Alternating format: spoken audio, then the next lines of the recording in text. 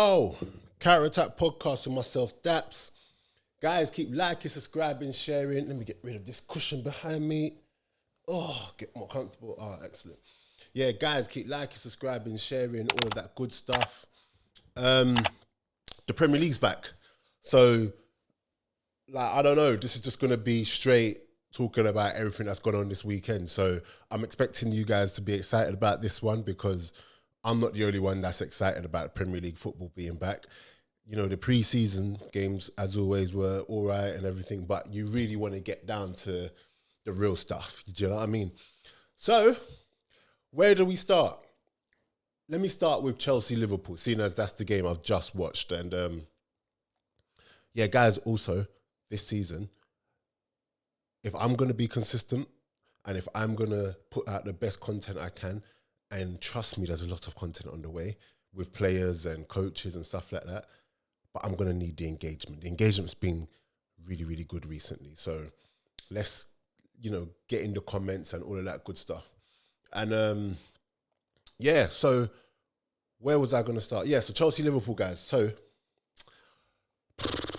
good game. I think for those of you that listen to this podcast regularly, I think last week or the last podcast I put out, I said that Chelsea were going to surprise a few people. And I wasn't, and let me just say, by the way, everyone, everything I say on this podcast today, let me just put a little asterisk that I know it's the first game of the season and you can't read too much into it. So, yes, so everything I say, just remember that. So I might say something and in 3 games' time, what I say today doesn't actually pan out that way because it's only the first game of the season. So I know that. So I can only go by what I've seen. Anyway, so,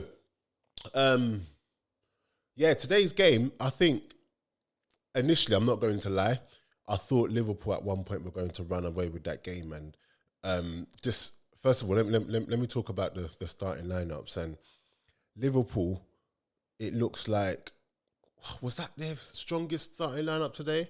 Some might say Gakpo might come out or be pushed forward and Nunes might start instead of someone else. But generally speaking, I think that was their strongest lineup today. And Chelsea, I don't know what Chelsea's strongest lineup is. Chelsea have like 140 players. So I don't know what their strongest lineup is. But I did say that like last week's pod, that Nicholas Jackson was looking good. So I wasn't surprised to see him start. Sterling's looking sharp in pre-season. I thought they maybe would have gone with Mudryk though, because he's been looking good as well. But it is what it is. But as the game went on, as the game started, I saw that Liverpool were getting a lot of joy.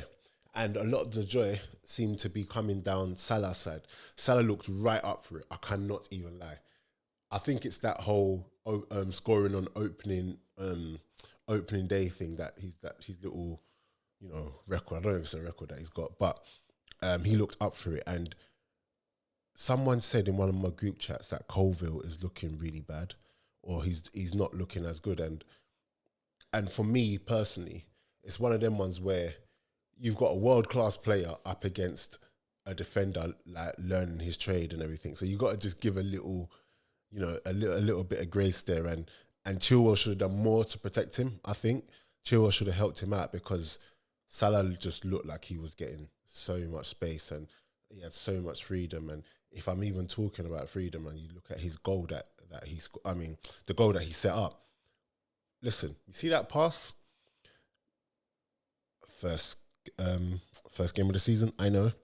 But you will struggle come the end of the season to find 10 assists better than that, I reckon. I think it was that good. I think it was such a good pass. But yeah, so he looked really up for it. Obviously, thought he had a goal, but it was offside. And then Chelsea went and got back in the game. And I thought at that point they were quite... Do you know what? I was going to say they were quite lucky, but I think once Liverpool scored, Chelsea looked like they grew. They were going into it. And I think that game just showed that both teams need a DM.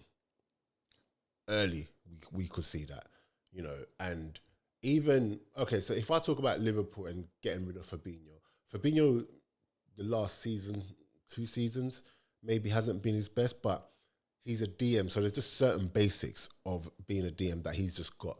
And in that team now, in both teams, I don't see players that have that natural inclination of, I mean, the natural instincts of a DM. You know, people just running off them and knowing how to read the play and sweep up in front of the defense. And you know, first half, I think Conor Gallagher struggled massively with that. He got better in the second half, but he ain't the answer. And you can see why they're both going after Caceido, because Caceido brings both teams up easily. He's not worth 100 million, but we don't care about that, do we?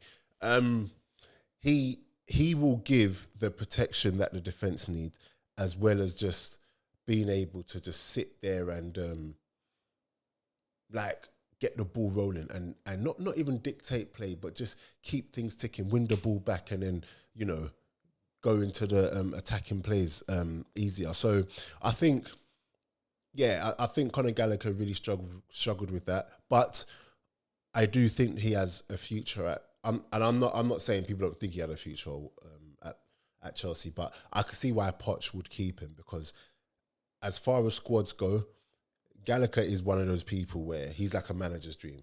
He does whatever the manager asks him to do, and you might not get a 10 out of 10 performance from him, but you'll get a 7 and an 8, a 7 or an 8. And in the second half he got better, and I think he's going to play quite a few times this season.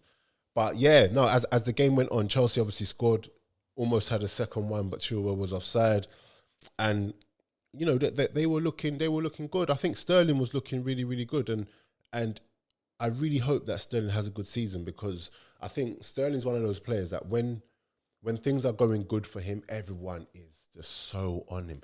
But all it takes, in fact, no, Sterling is one of those players where it's almost like he has to do so much to get ratings, and I don't understand it. I think he's had, over the last few years, in all the time we've known Sterling, I think Sterling's been one of the top players in the Premier League, but he doesn't really get the ratings that he deserves. But then he can have a few bad games, and all of a sudden, the energy is, you know, there in force. And I never quite understood that. So I just hope that Sterling has a good game, because I think people need to remember who Sterling is, and I think people need to remember how much he's contributed to the success of Man City, and how much he's, you know, been a big part of a lot of good things in the Premier League. So it was good to see him, you know, looking lively, and, you know, first game of the season, we know, but, you know, hopefully it continues throughout the season.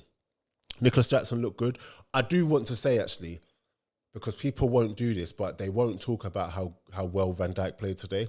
I think as much as, you know, Chelsea were getting through sometimes, and you know what? I think Chelsea and Liverpool, a lot of the reasoning behind a lot of the space that they were both able to get is because of the lack of protection, you know, in front of the defence. And but with that being said, I think Van Dijk had an excellent game today. I think he looked like the Van Dijk of old today.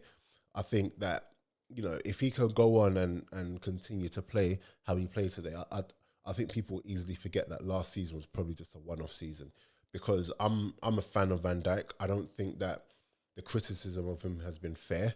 I think that when people play badly, you're allowed to say that they play badly, but to say that he's absolutely finished and they need to sell him, I'm seeing at some points last season, and I think that's just beyond like ridiculous. So he looked really, really good today, and I'm only mentioning that because he won't get the plaudits. Van Dijk won't get the plaudits for a performance like that. But yeah, on the balance of play, I felt like 1-1 was a fair result. I think that unless they get that DM in against, you know, not everyone's going to be opposition. They're going to be a quality opposition like that. But I think there's enough teams in the league that will give both teams trouble if they play how they play today and are as open as they are. You know, because Liverpool are playing like, you know, if you score 3, we have to score 4. If you score 2, we have to score 3.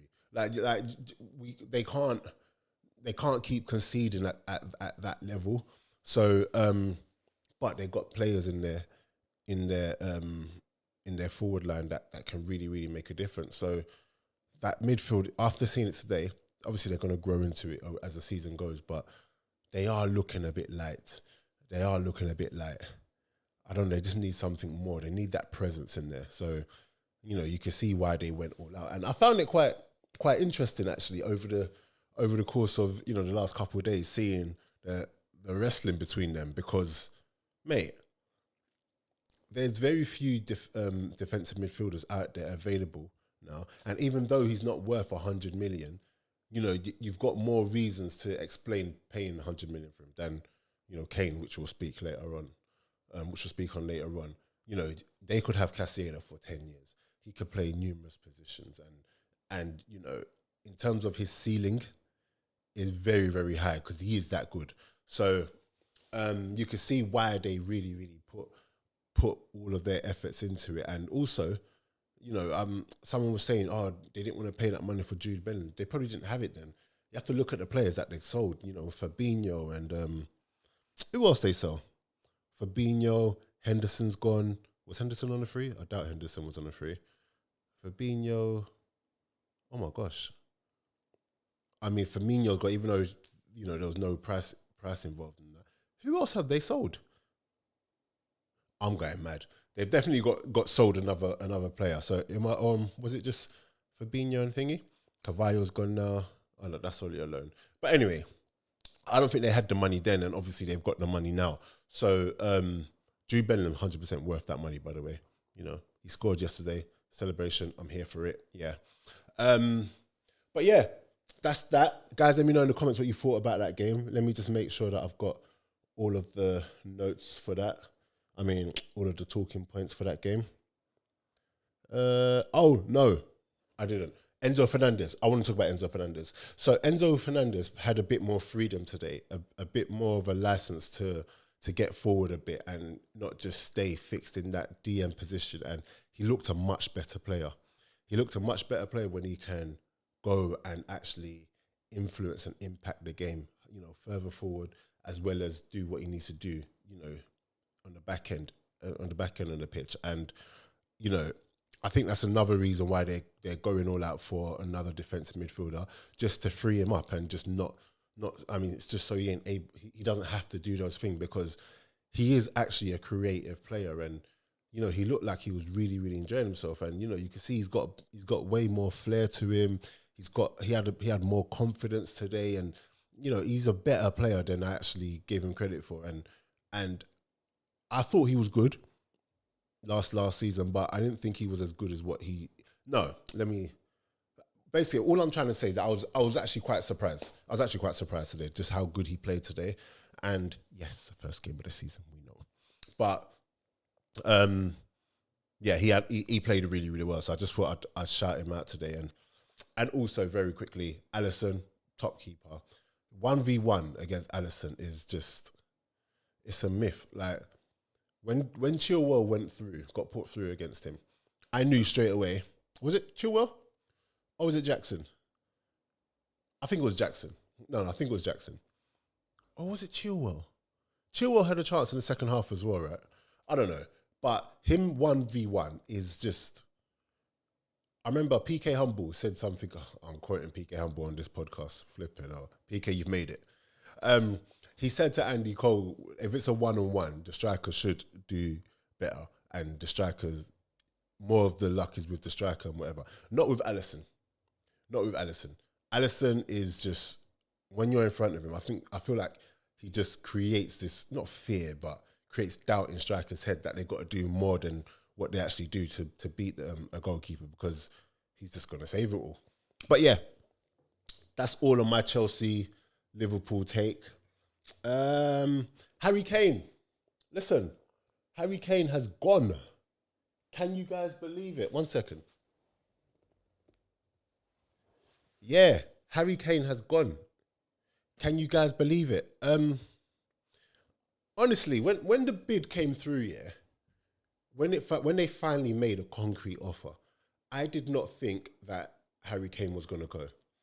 I thought he was going to opt to stay with. I thought he was going to opt to stay with Tottenham and go on a free next year. But someone said to me, Daniel Levy would never let that happen if he's not going to sign a new contract. And I thought about it, and I was just like, oh yeah. But then I was like, nah, something's going to happen. He ain't going to go.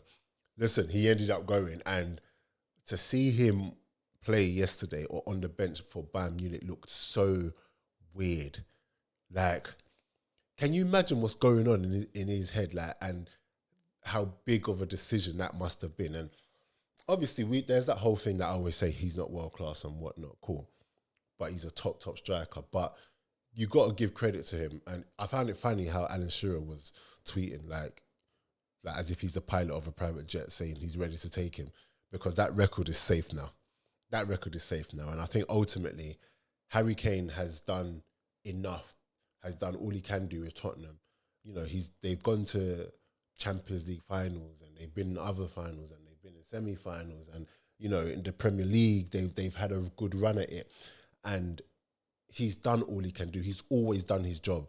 And I think when you make decisions like that, you have to look at it and say, have I done my job? And Harry Kane has done his job in terms of scoring goals. Sometimes he could have scored more on the bigger stages, but we move. So yeah, he went there and everyone was thinking he's going to get his first trophy, but he didn't. So now there's this whole Harry Kane, you know, was the problem. So hopefully he wasn't the problem, and Tottenham just don't go on and start winning. But I think he's going to do like great in Bayern Munich, and I don't care if not Dortmund. If Bayern Munich have won it however many times in a row, like, he deserves it. He deserves to go there and contribute to winning a league. Do you get what I'm saying? Like, I would much rather go to Bayern Munich, win stuff, compete in Champions Leagues and stuff like that, rather than play for Tottenham and compete for, hopefully get a top four, hopefully get to a cup final. Like, especially after you've given all that time to Tottenham. So fair play to Harry Kane, and, you know, he's going to go there, score goals and live life and win stuff. And again, he deserves it. But on to like Tottenham's game today, I just want to say very quickly that while I was watching it, I thought, oh, Tottenham might be in trouble here, because I haven't really taken in like their transfers or their pre-season, or haven't really taken anything in. And one thing that stood out to me was yesterday when I saw when they gave Son the captaincy, and then they gave Romero the vice captaincy, and James Maddison. One thing that stood out to me was like, hold on, where's Eric Dyer? And he wasn't even in the squad today. So what's happening there? I don't know. That's just a random thing that I'm surprised that he wasn't made captain. I'm surprised that he wasn't even vice captain. And also, I'm surprised that he's not even in the squad or anything. So it's looking like he's probably going to be on his way out. Obviously, Lloris is probably on his way out because they brought a new keeper who I'm not convinced by. But positives for them is Basuma. Basuma played really, really well today, and he looked like the old Brighton person. I don't know what happened last year, and I can't even put it down to getting comfortable in the league because he was in the league. But whatever it is, I don't know. Like, he looked really, really good out there. And I think Son is wasted out on that left with the way that they play. Too many times it's just left out there, and they don't get the ball quick enough to. They don't get the ball quick enough to the wingers, and they don't get the ball quick enough in areas where he can actually do damage. So I think they need to find a way to put him, you know, further forward. Even if you play him as a false nine, but then can he really do that job all season? They're going to try and give it to Richarlison, and Richarlison showed some good signs of linking up with Maddison, who tried today. It looks weird seeing Maddison play for Tottenham, but he tried. So yeah, and again, I think it's very unlucky that in terms of Brentford that Tony is banned still. Honestly, like, he's probably sitting at home like fuming because he should be out there playing. And yes, he needs to be punished, but I think that the duration of the punishment given to him was too long. And I think Brentford are probably looking to just obviously just try their best and get to a place where Ivan Toney comes back and starts firing again for them. So yeah, big up Tony. Is that it? I think so. I think that's it from like all the Tottenham stuff. Let me know in the comments if there's anything you wanna say about the Tottenham. Listen, guys, go in the comments. I am responding to every comment. If there's comments that need to be spoken about on a podcast, we will bring it up on a podcast. So let's keep it going. Arsenal. Right. Let me put some lip balm on for this. Right. I need a lip balm anyway. That's just not for Arsenal. That's not just for Arsenal, sorry. So let me just check the times. Okay, so Arsenal looked, I don't know, it was a weird one. When I saw that starting lineup, because obviously I had a game yesterday, so I couldn't really watch. I watched the first half and then the second half I was kind of in and out of it. But when I saw the second half, when I saw the starting lineup, I was a bit like, okay, first game of the season, he's probably just trying things out still. But it looked like he was still in that pre-season mode of trying to figure out what is his best starting lineup. And I don't know, it was a bit of a weird one. Obviously, Timber played, which was expected, but to see Partey at right back and Saliba and White, I don't know. It was just a bit of a weird one, and I don't know if certain players are struggling with knocks, so you don't quite feel like the fitness levels are there, and he just needed to put out a team that was just going to get the 3 points, and we can start building on other things later. I don't know, but it was just a bit of a weird one. That's why I'm not reading too much into it. I think that when Arsenal don't play their first choice players in regards to defensively, not forget offensively, I think that we look so vulnerable. I think the 11, and this is not me saying all is doom and gloom, because I actually think that we got the 3 points. Everything is cool. I don't care if we didn't keep a clean sheet. Well, I want us to keep a clean sheet, but at the end of the day, we start off with a win. Cool. But what I will say is that where the first 11 are so drilled, especially the ones from last year, they're so drilled. We need to get to that point where it doesn't matter who comes into that team, it's the same thing. But right now, what's happening with Arsenal is that our players are so drilled when it comes to our first choice 11 that whenever we change it a bit, we could kind of lose a bit. And, when you look at City, no matter who comes in, everyone is on the same page. Everyone is ticking. Everyone is all locked in. And I think that's what we saw yesterday. I think, as the season goes on, obviously that will change because, there's going to be more rotation, which is what we actually needed, and more players are going to come in. So the more the more familiar we get with each other, the better it's going to be. So I think it was good to see Saka pick up where he left off. Listen, Saka starts scoring goals like that, everyone's in trouble. Like, if he does that regularly, everybody's in trouble because he's just on a different wave right now. I think wingers, outside of Vinicius, I want to put Salah in there, but then I don't want to put him in there. But let me just stick with Vinicius. Outside of Vinicius, Salah is just hot right now. He's the hottest. This is off the top of my head, but he's the hottest right winger of it's got to be, because he's just so effective always. I'm pretty sure the Nottingham Forest defenders wanted to keep him outside of the area, to try to limit how much space he gets in the box and stuff like that. And he just goes and just whacks it top bins. And I'm glad that Nketiah got a goal. It's a bit annoying that they got their goal, and but it's looking like it's going to be a really, really good season. It's going to be very competitive. I think there's so many teams in there that can that's going to disrupt things.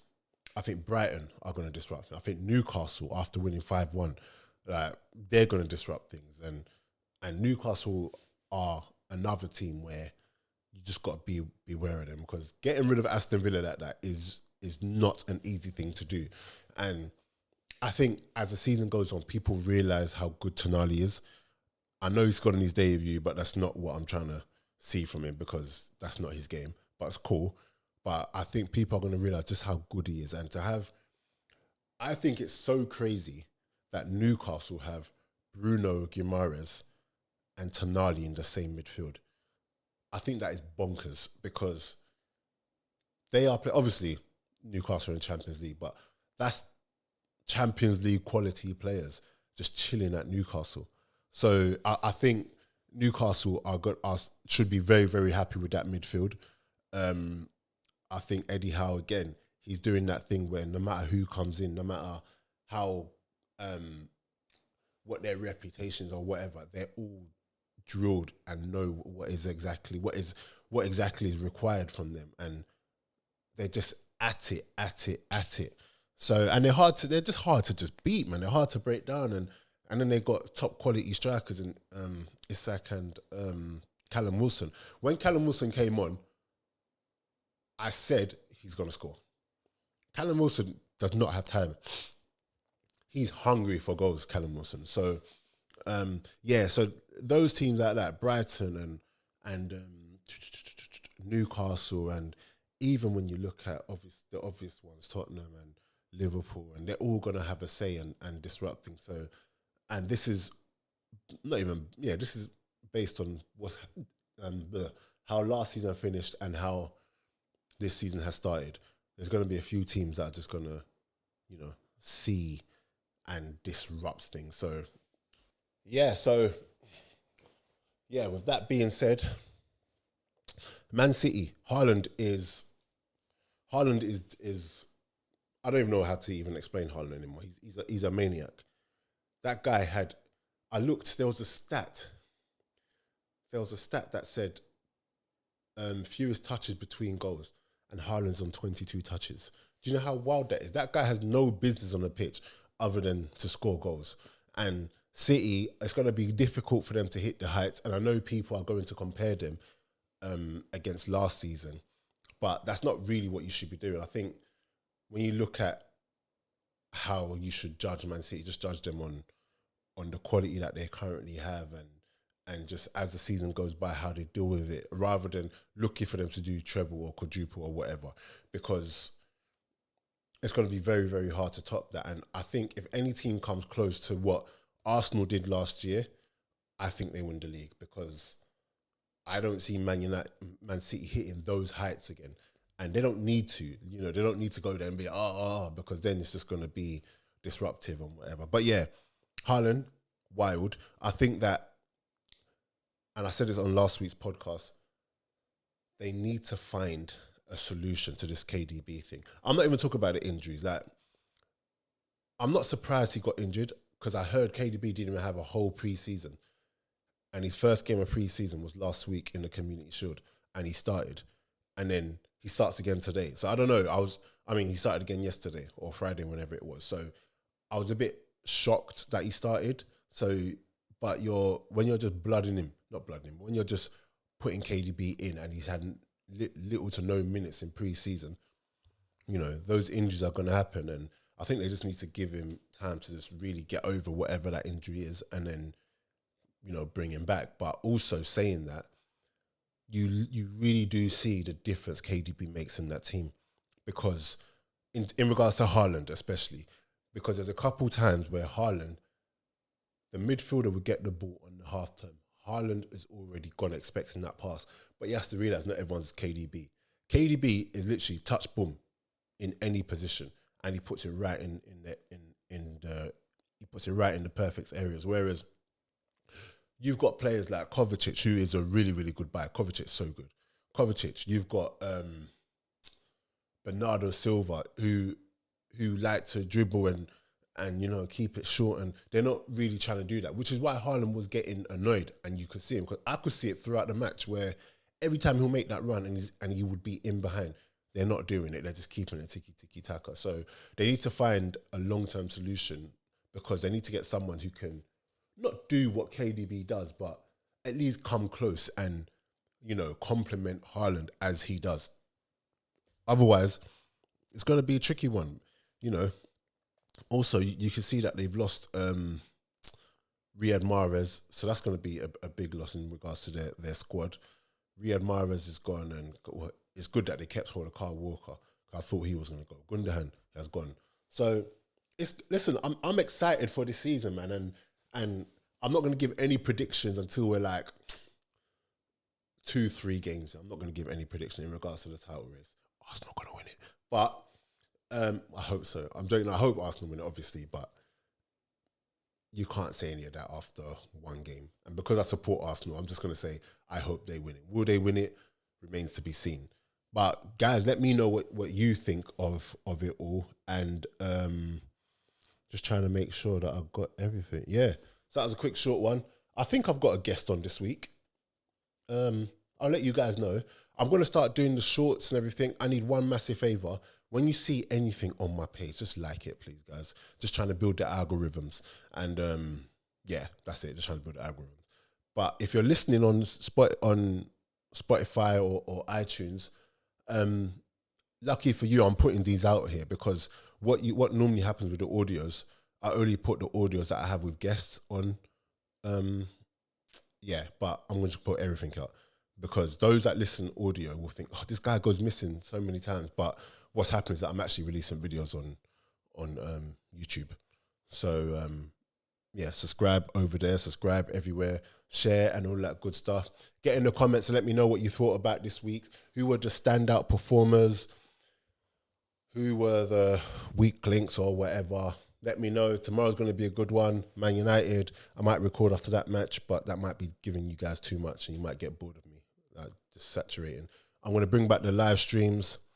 So yeah, guys, a shot of MLS coming soon. This week or next week.